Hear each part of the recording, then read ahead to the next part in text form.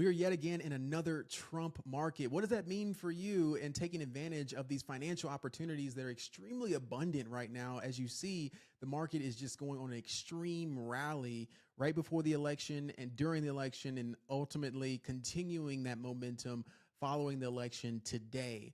All right. Now, we do have some extreme data tomorrow, some rate cut decisions from our Federal Reserve Chairman Powell is going to be taking the stage, yapping his gums, doing all those things. If you've never heard that before, I would highly recommend that anyone, whether you are a trader, investor, you've dibble and dabble in the markets, if you have a retirement account, to just go listen to a Fed Chairman Powell stage presence and watch the market and the volatility there. And we will see a direction after the rate cuts. I do expect a 25 basis point cut coming. However, we just don't know, right? So if that's already priced in, or we have that come and we can continue a little bit higher and then retrace back a little bit leading into the end of November. November is spurring off very nicely, as it usually does, coming off a decently interesting October, I should say, where October finished red for the month, but it was spurring from a bullish September and moving into the election time. So now we're opening up the market even more. A lot of money is being made, and you should be a part of that in some form or fashion. All right. So welcome to the channel. My name is Dr. B. I'm a holistic life and business coach and strategist for entrepreneurs and thought leaders. I'm also an investor and options trader, have been an entrepreneur for the past 8 years, primarily in the coaching and consulting space in various different avenues. Undergrad in chemistry, former pharmacist, and have now matriculated my way for the last 8 years full time, and now really just coming back onto this YouTube platform. I've been on here before. If you go check out some of my old videos way back when, and I just want to make sure that I am providing more wise information that I've been maybe was withholding a little bit on some other social platforms, i.e. my IG. So I've been charged to come back on this platform. So this is your first video. Thank you so much for coming on and clicking to this. If this is your second, third, fourth, fifth time here, you've watched all the videos, thank you so much for the support. I want to ask you to hit that like button, hit that subscribe button, and turn on those notifications for me. I want to earn your like if you've not been here before. And if you do like anything, please just go ahead and do me a solid and just smash that like button. All right, let's jump into it. This is sponsored by Leverage University. That is my Discord. That is my community, my business model, where I am teaching not only people how to build their business and discover their purpose as a life coach, enhance your life, but also be able to use this skill set of the financial markets to make money on your own accord through trading and long-term investing, just buying and holding, right? So if you'd like to join just the community and get acclimated to more information about how that's possible, just click this link right here, join the WAP community. I would love to have you in there. I can message you afterwards. You can message me, whatever it might be. And you're saying, hey, I want to get to know this guy a little bit more. I'd gladly answer any questions that you have. If you want to join the Discord and you've already seen it enough and you're like, I want some more information, right? It is packed in here. I'll show you a little bit what it looks like, but just the any paid option on here is going to be our Discord access. If I were to recommend the best option to start off with, it would probably be the university level, just because you get the trainings, not only just in trading, but also in life, NLP, your mindset, psychology, business, credit, all those things you can learn from inside of our Discord. And you also have live trading and some other pop-up webinars and things that I do live on our Discord. Here it is, right? Just kind of give you a little insight. You can see here that it is absolutely packed in here with information. Okay.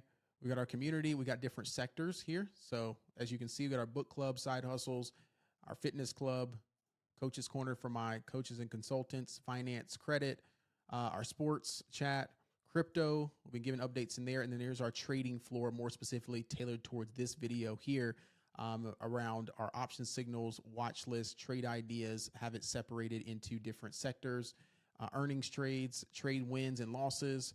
And we have our live trading that we do each day of the week where the market is open. All right, down here is our trading trainings, right, where I have all the trainings that you see here that I've recorded. So if people have, hey, do you teach this stuff? Yes, I have trainings in here that you can, any question that you have, I typically record a training. And then sales trainings, courses, business trainings is all in our university section. Our mentorship is where I dive in one-on-one with my clients. You have a private chat, and we have a bi-weekly call together at a higher level every other Monday. So there's my insight into my community. Sorry for the unapologetically that little spiel there. Let's jump into the value for today. All right. I want to start off with the data in the news that we got. We got the Fed that is expected to cut interest rates on Thursday, which is tomorrow at the time of this recording. It comes on at 2 p.m. Eastern Standard Time, so about a couple hours before the market closes. There'll be a decision. I'm expecting, as I said before, for a 25 basis point cut. We got a 50 basis point cut back in September. So that did spur the market a little bit higher after those rate cuts. And then we pulled back, headed into October. So we'll see how we react. Is it already priced in with this election and it pushing?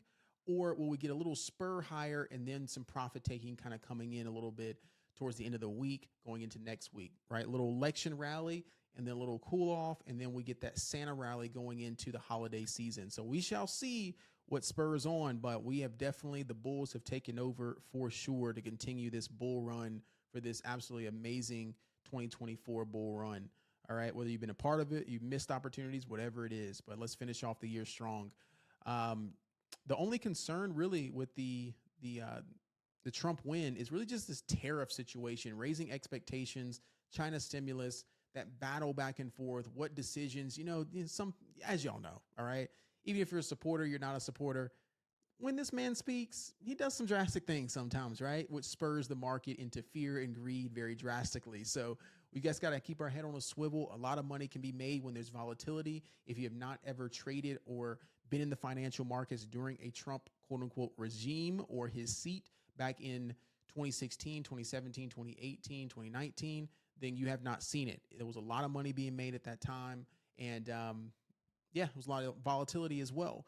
But a lot of people can say that you cannot argue with this. A Democratic White House with a split, divided House and Senate, Republican and Democrat, is the best that you can have, because that's a long-term bullish nature for that particular market. And it is shown true really for the past 3 to 4 years for your long-term portfolios, right? It's just these inflation reports, and the economy is just consumer spending and our goods, our services, just a little bit elevated, right? But if you're focused on generating more income, then you really don't care, right? It is what it is. And I hate to say that, but just wanted to speak facts here.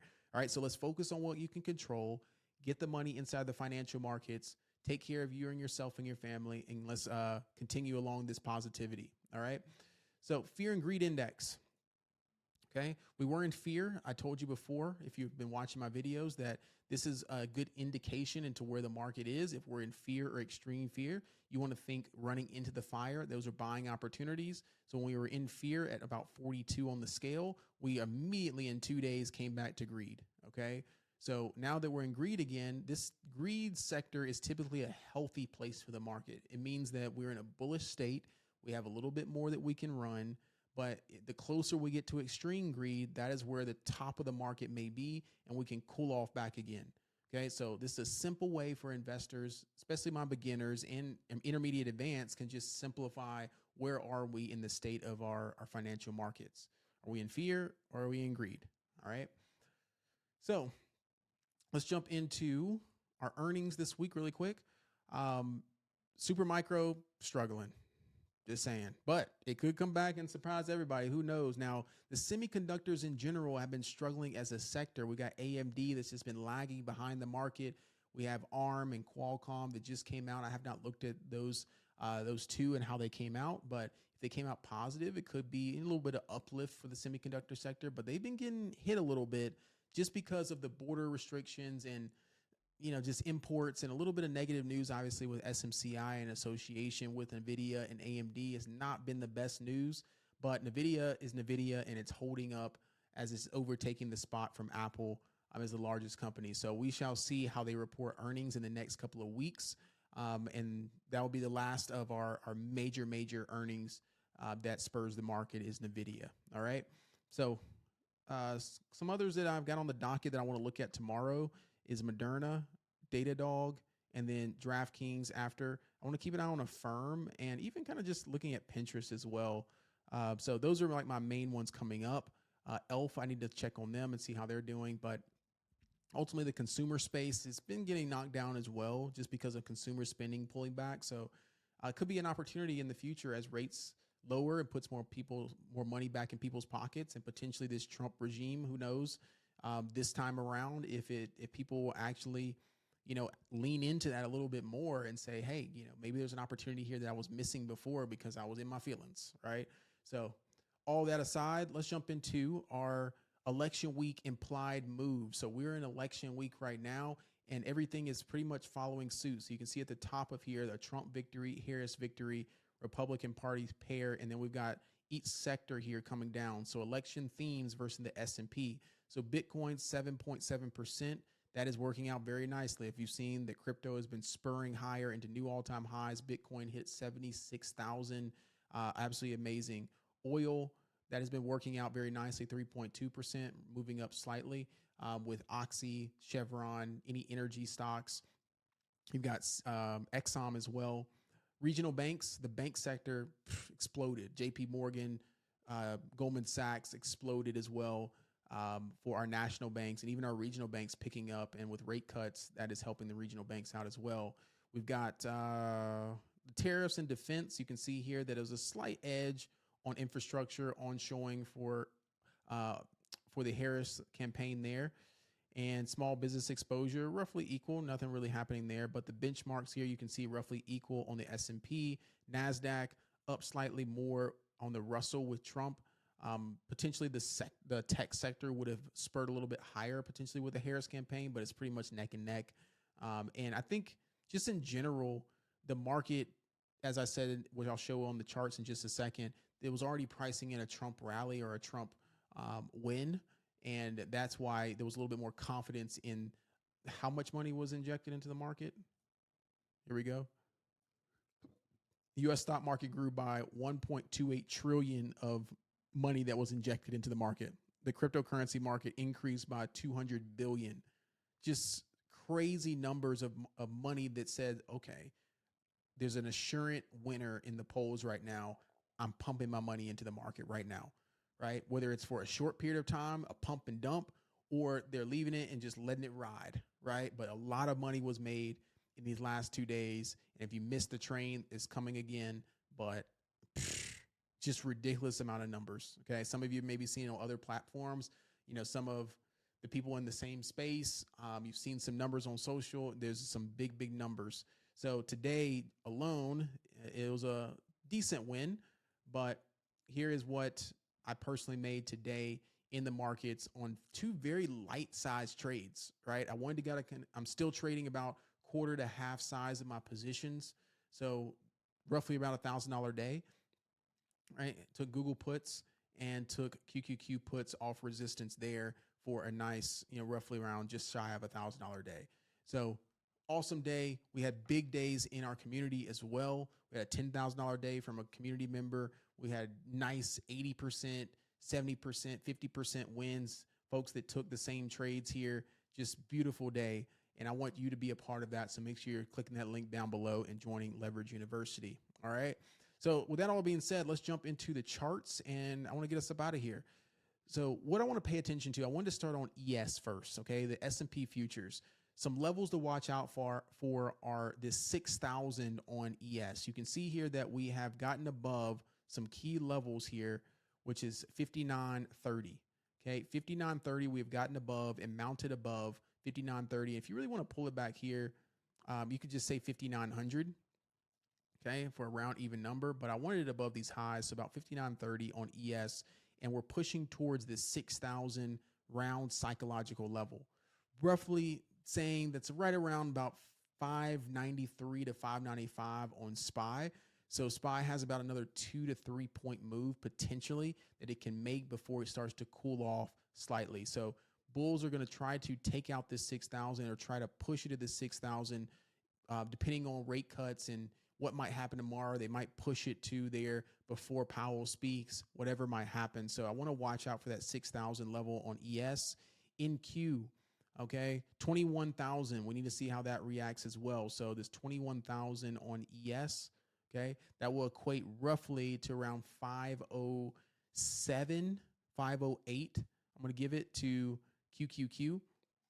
But this you kind of see it's starting to show a little bit of wicks toward the end of the day right here, right in this area. So I'm just giving about a 2-point move, just slightly higher to about 508, just in case it wants to spur higher above 21,000. If we go above 21,000 and something crazy happens with these rate cuts and we continue this momentum throughout the rest of the week, and on Thursday we have another bullish green day, then hey, we could see 510. So give the market some room, okay? Give the market some room. Ideally, up at these highs, you want to be a little bit more cautious about your call position because, as you know, we're in greed again, but the risk to reward potentially, if you call calls or you're in shares down here, okay, on QQQ at 483, 484, and now we're taking it up almost a 20-point move, you may be ready to take some profits towards your end of the week, clear the weekend, and go into next week fresh. So this could just be mindful of that. I don't want to play against the market necessarily. You just want to have your head on a swivel that you've got to be, flexible and nimble in this market to understand that we have maybe a little bit more to go. But if we approach these and we start grinding higher, this could be a grind higher and then elevator down. Okay. So if we grind higher and we get tighter in here, we could get an elevator down like that to end the week potentially. So just be mindful. Just be mindful. Any pullbacks, definitely look at longing the pullbacks on QQQ more specifically.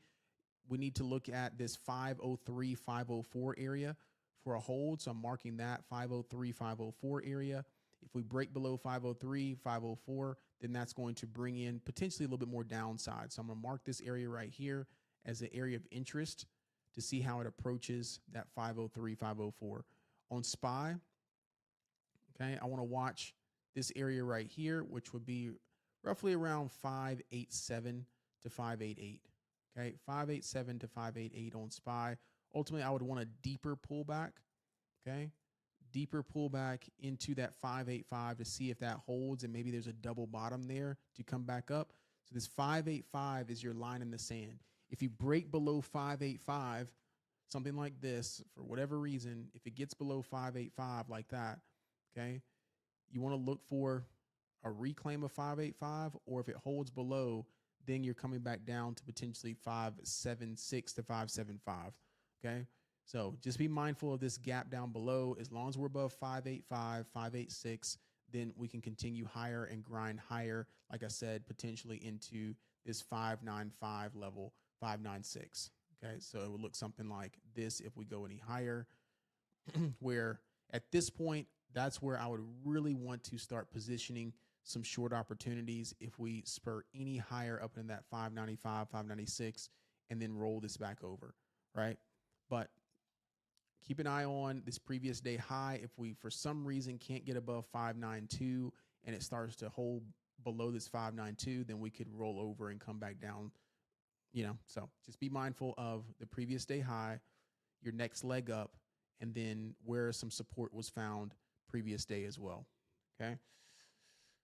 IWM, this is what I was talking about. IWM is that it is benefiting from a Trump rally for sure. The small cap companies, more rate cuts that we have, small caps are going to benefit. So look out for 240 and potentially 250, that psychological level on IWM, 240 above. Okay, 240 above. I'm going to watch out for that psych level of 240. Now let's look over to my left. Okay. You can see here that it's broken new all-time highs from back in 2021. So we have broken above 2021 highs. If I mark that level right there, which is right at 235, just round about 235. Okay. So you want to hold above that 235. If we break back below 2021 low or highs, then that's when you could see some weakness come in and pull back to 230. Okay. So this is the level right here that I have, and I have this marked as well potentially for a short opportunity. Okay. So there will be the trade idea for a short opportunity, looking, seeing if it can get to that 240 or does it get rejected underneath 240. And the trade idea would look more so like this. Okay. That would be the risk to reward ultimately, but you can widen the risk just slightly if you'd want, maybe have like a dollar risk and put some time on the contract and take it down to that 230. Okay. So that's how the trade would ultimately look over the next couple of days, maybe into next week. but I do expect a slight cool off after the rate cuts come in, depending on how the reaction is. It could have already been priced in with the election. Who knows?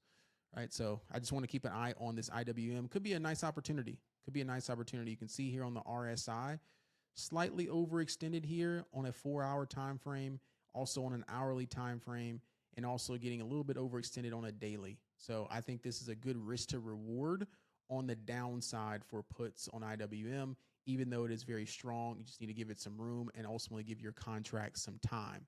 All right.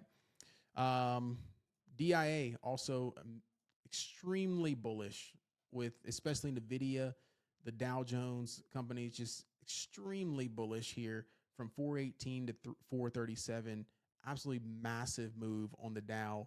I mean, you're looking at the contracts just on the contract side, let alone if you have shares, you're talking about 1,000% just carrying those contracts over. So these contracts were pennies on the dollar, and you turned $20, $30, $40 per contract into 300 to 400, right? Just the opportunities are just life-changing depending on if you were positioned or not, right? That's why I was saying like my $1,000 day was decent, long-term doing well. But I mean, options just changes the game sometimes. Just changes the game. All right, let's go some notable mentions, and I'll get us out of here like promised. All right, some notable mentions here. We've got NVIDIA. Okay, NVIDIA has earnings coming up, as you can see there, in the next week and a half or so, on the next couple of weeks. So ultimately, NVIDIA, we know that NVIDIA is trying to get to that 150 level, but it needs some help from the market. Okay, it needs some help from the market to push up into that level, but it has broken into new all-time highs. So we need to consider that from NVIDIA, that it wants to try to get up to this 150. So if NVIDIA keeps pushing, right, that's when you want to consider QQQ and SPY may have a little bit higher. It's not going to get that, pullback that you want just because it's overextended. So you got to watch out for where NVIDIA starts to show some weakness. So I'm going to see if this is the area at 146, right? We've got these gaps below. Now, does this mean that it's going to tank back down? No, it just means that it needs to cool off and we're buying the dip. So if I draw a trend line here from NVIDIA up at the top, right there, see that? So if it falls back down into this 140 zone and holds 140, that's just simply a higher low. So you got about a 6.5 point move drop that could happen from NVIDIA before its earnings. You can see how it's rolling over here. And for my technical investors, you could consider this a small, like, potential head and shoulders move, potentially, or a double top right here. It's getting a little bit cooled off towards the end of the day. So we shall see. Does it come back up and retest one more time, go a little bit higher and then pull back, or just fall off open leading into the rate cut decision? All right. So keep your eye on NVIDIA. Risk to reward, again, I personally think in the short term, if you're trying to trade these names after a couple of days of extremely bullish nature, they may want to cool off. So you want to watch if you're like more in the call position, you don't like puts, you want to play calls. I think personally the best risk to reward is just let it fall.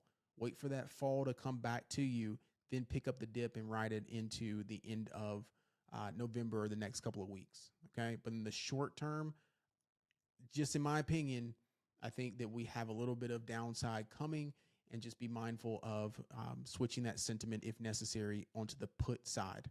Okay. Google. I traded Google today, had a really nice trade on Google, as you can see, right there, about a 40% trade on Google. Okay. And the reason why I liked Google was because it's still very, very strong. It's one of my best names that I love long-term right now where it's sitting. But ultimately, it was getting towards this 177 mark. Okay, on a 4-hour time frame, that is a key resistance area that we have seen step in multiple times around 177, 176. Okay, so that is why I traded Google personally today. It was risk off, nice trade. It was a clean chart in my opinion. Pushed right up into that 176 and some change. It's back up there again. But ultimately, Google's trying to rotate back all the way to this 182. So this was a risk off trade in my opinion. I lowered the risk tolerance here as far as contracts and position size, but I took this trade from here to here for 50%. Okay, so really nice trade. It's building. I want to see if Google double tops and can't get over that 177. If it can, then you're going to want to look at 180 as the next level, and then ultimately these highs at 182, 181. All right. Everyone's shoot, Tesla. I tell you, Tesla just train, just an absolute train. Okay. It wants to get to that 300. It is trying to get to that 300 like no other. Okay. And I think at this point, they're going to do everything in their power to get that to 300 and try to get it over 300. Okay. So that being said, pull back longs, just pull back long calls. If you don't like trading Tesla like this, then stay away from it right now. But that just means any pullback into this 270, if you can get that 270 pullback, maybe 272, then you can look at that level right there. Okay. So pullback into 270 to 272. Now, if you're hearing this and you knowing what I'm talking about, you can also look at the downside, right? But you got to be careful that you're trading against a very, very strong stock. So Tesla is a little bit overextended, right? On the RSI, on a 2 hour, 4 hour, 1 hour, right? It is overextended. So it might need a little cool off. So you can look at resistance maybe being 290. Okay. So as long as it stays underneath 290, if you can maybe trade light size puts, right, for a little fall back down to 280, then 270, then great. But ultimately, like I said before, wait for that fall to happen, trade calls back up if it holds that 270 and then 280 level. Okay. Amazon. just amazing. Absolutely just amazing. So now this 206 level has become a support. Just tremendous. So we got to see if this extreme bullish nature into the end of the day, and Amazon had a price target of like 220 ultimately by the end of the year, potentially in the short term. And it's looking like it wants to get there expeditiously. Okay. This Amazon chart is absolutely amazing. However, again, like I said, you want to be mindful of this pullback that could potentially happen to take it long. So again, 200 on Amazon would be the ultimate, again, level that you'd want to take calls back off if it is possible. But if it continues to hold above this 206, okay, right now after hours at 206, if it falls back below 206 and gets back below 205, it could get that cool off back down to some of these lower levels. Okay, let's turn on a couple moving averages here on a daily. You see that daily moving average right at 190, which is a little bit dramatic here. Let's see if a couple others, 50 and 100. Okay, yeah. So it does have an extreme pullback that's necessary and it's possible. So it wouldn't put past me that we have a potential quote unquote just flash crash following election that spurs us into the December Santa rally. Okay. Depending on how all this news and war and everything settles in. Okay. So be mindful of that. This is a nice rally post election. Great. It was anticipated. Also make your money, lock in profits. All right. Here's Qualcomm after hours. So Qualcomm is now up at 183. Okay. So it's been consolidating, had a nice earnings report. Okay. And it is sitting up here at the top end of this 183, 184 range. So Qualcomm will mark support right here at maybe 180 for a pullback. Right. See if it pulls back to 180, that would be the new support, and then spur higher into this 190 level if it gets some bullish momentum. Okay. So Qualcomm after hours, you see there 183. Any notable mentions here? What is Palantir doing? Still being absolutely rippy bullish nature. Gosh almighty, any Palantir shareholders, ridiculous. Ridiculous. It is now making this 55 level a support. And I'm like, man, it's almost like you want to short this because I know my thought process goes to that, but I've been staying far away, just letting my shares ride. But you want to look at this and it's like, man, like this overextension, where is that pullback coming at any time, any place? It's just absolutely a rippage right now. So if and when it wants to, I'm going to speak positivity here for my shareholders. If and when it wants to get to 60 or falling back below 55, and we see weakness on the overall market, you could potentially look at a high risk, high reward short. Okay. And I'm not recommending this if you don't know what I'm talking about. So only thing I would maybe consider is potentially a 50 into the January timeframe, something like that, or a severely in the money couple weeks out. Okay, so anyways, that's that. I'm not gonna spur that on. Apple, relative weakness. Apple's getting some weakness. It is not moving with the market.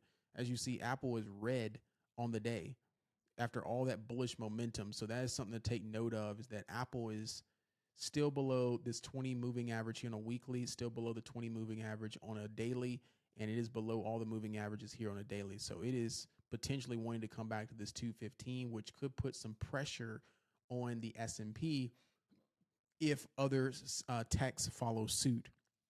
So Apple, as you know, is a big sentiment towards the S&P and the NASDAQ. So just be mindful of how Apple is reacting. All right.